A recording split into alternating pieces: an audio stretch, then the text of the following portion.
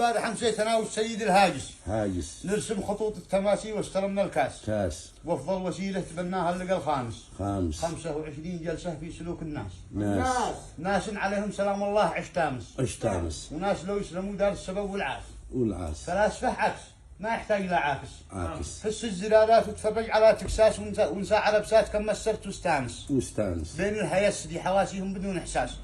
بلسن علس بدنا يسالي دري والس مريسه في بياس سامله وكياس والبارحه قيلوا في مكتب الرايس واليوم ذي يعبسوا بين الرجال وما عصابه يسووا شرط مترامس في الترس والدينامه والسلف والكباس من الذي ساوى شعبان في مارس الفحش والمنكر بدون قياس ومن يندس بين الفلق الخامس ملخص الماليه لا معلنه الفلاس يا سارق الفاسر الده قال انا فارس لا باس قود الفرس مالك ومال الفاس خلي الفصالح علي والموقف الباخس ودعس الفقر بقدام القناة دعاس ودس علامة شوادي سبا جالس لام الحوار يفترس يخرج من السنداس او قد نسيت ان جنسه غير متجانس ما جلسه الا وفي 400 هلاس احد ينس العبل وان العبل يابس واحد يدق الجلس لا ما يجي جساس وفاحش القلب لا وداه من فاحس لا جيت باقي نبضه ما رضي ينقاس وقلت انت ساس البلايا الفارس الدامس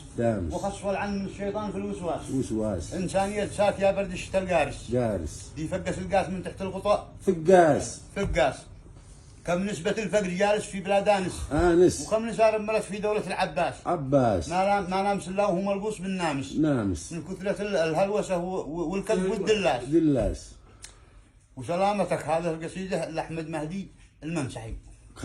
كلام صح لسانه وصح لسانك ونعم بك.